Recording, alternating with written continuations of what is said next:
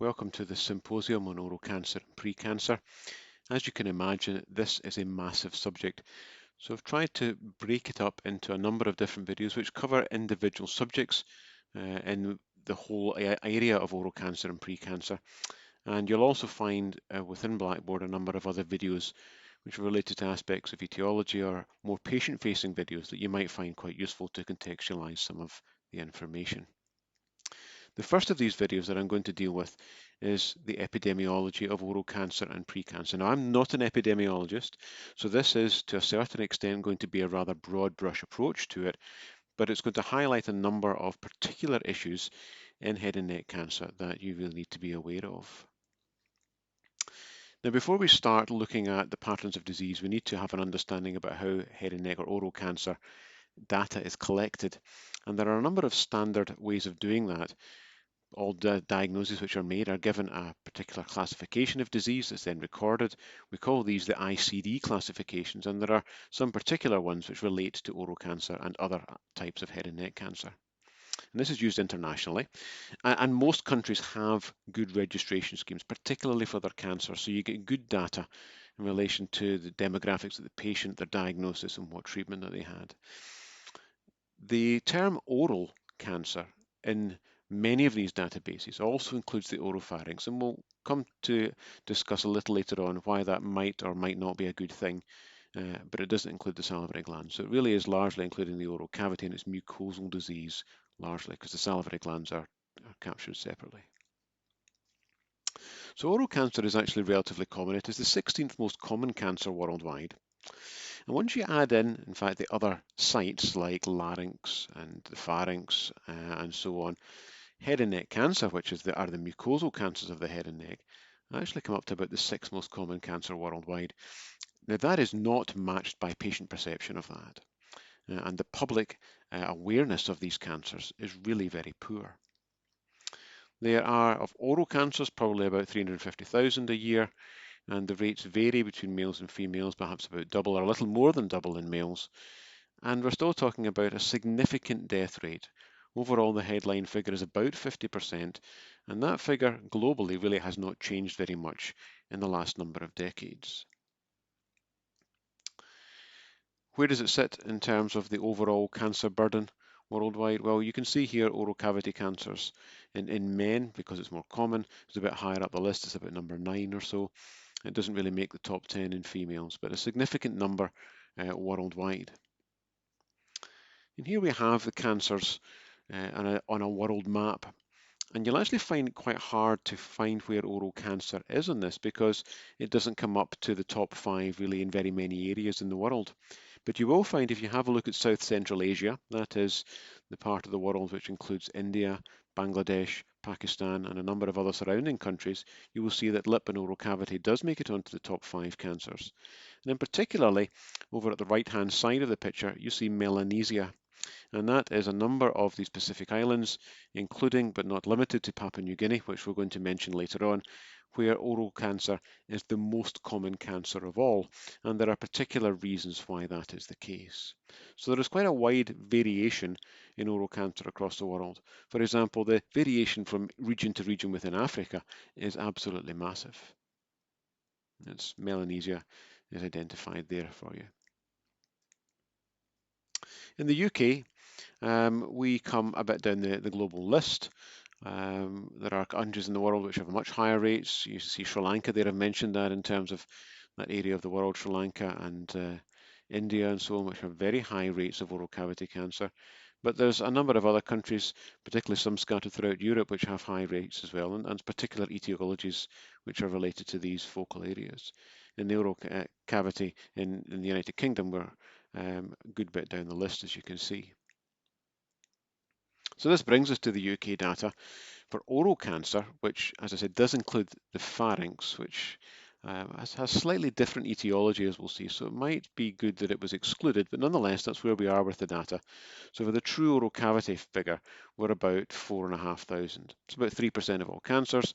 And again, you can see the incidence here in males and females. It's about double in males of what it is in females. Deaths It looks as if it's probably, I mean, that 2,400 is from the 7,500.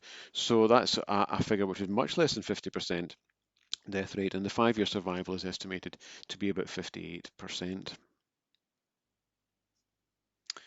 But oral cancer deaths are increasing, and that's on the background of increasing incidence. But we are seeing that the death rate is continuing to climb. Now, this is in the face of lung cancer, which rates are coming down and death rates are coming down quite dramatically.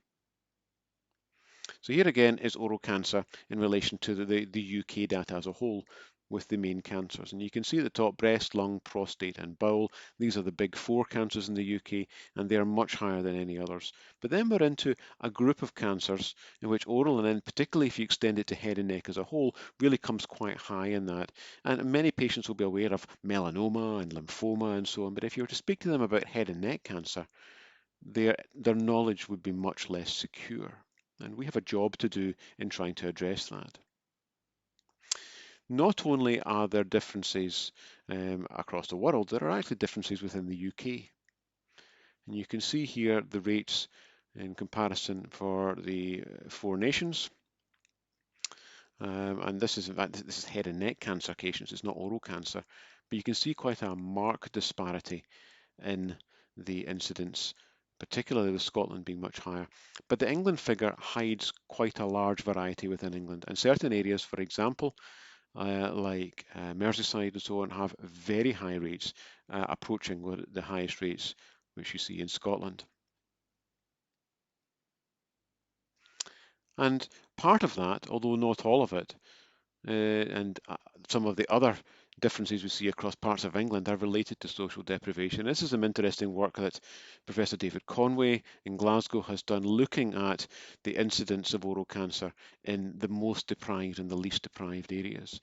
And you can see here that the red line is the most deprived males, and you can see that we've got the highest incidence and the most marked increase over the period from the mid-70s to the early 2000s. And that is a trend which is continuing.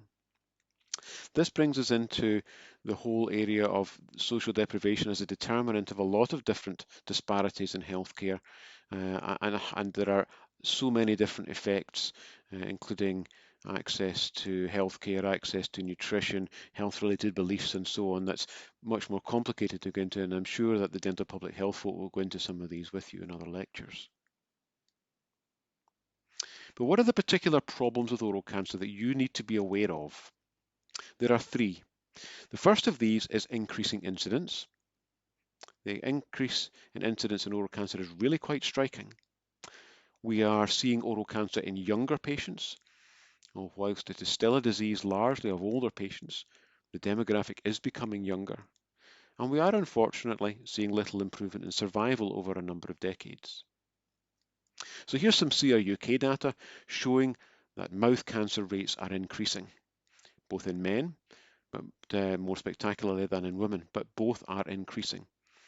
And these are rates that have been predicted to continue to rise until about 2050. There was a paper which was published in the British Journal of Cancer about 3 or 4 years ago, which said that we are going to see rises in oral cancer, which are going to outstrip most other cancers.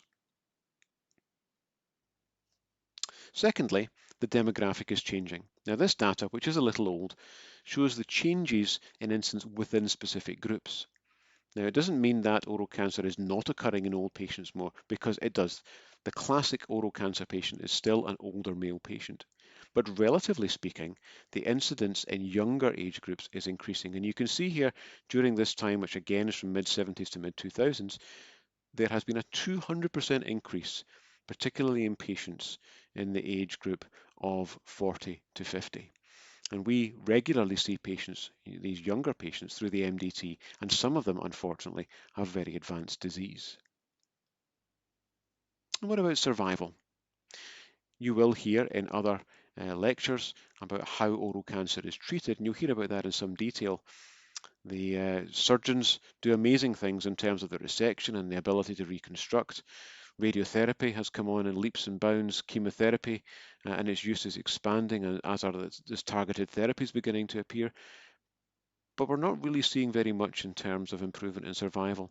And again, the data is a little old and it's difficult to find really up-to-date data for this, but you'll see that these lines, despite the fact that treatment has improved, are essentially overlapping. And so there's very little improvement. I think probably if you were to look at the data from the last 10 years, say from 2010 to 2020, we might begin to see some change in this, but nonetheless, it's nothing like the massive change in survival that we see in breast cancer. And so this brings us to a very important point, a very important take home, that this is a key part of our work as dentists in looking out for the signs and symptoms of oral precancer and cancer and being able then to refer them on so that these patients hopefully can have their lesions diagnosed before they're malignant if they're precancerous, so they hopefully can stop getting malignant disease, or if they already have a cancer, that they can be diagnosed at as early a stage as possible, because that is going to give them the best survival outlook. And we know that, for example, in some intraoral subsites, particularly those more posteriorly, that more than 60% of patients die. And as I said, our survival rates are not improving. And one of the main determinants of that is the fact that patients are attending initially with advanced stage disease. Now, I'm going to talk later on about what TNM means in the context of oral cancer. But essentially, advanced stage head and neck cancer or oral cancer is stage 3 and stage 4 disease. And that really means that essentially the patients have metastasis. And the majority of our patients are presenting with disease at that late stage. If we could push it so the majority of patients were presenting with stage 1 and 2 disease, that would make a massive difference to the prognosis and the outcome for these patients. Here's some site data as well. You can imagine this may well be related to just how easily these are identified.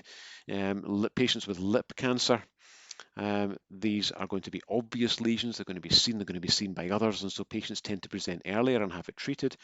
But then as you step further and further back in the head and neck, you can see that the clinical outcomes get worse, perhaps at least in part related to the fact that these are much less likely to be noticed by the patient and then who present for diagnosis and treatment.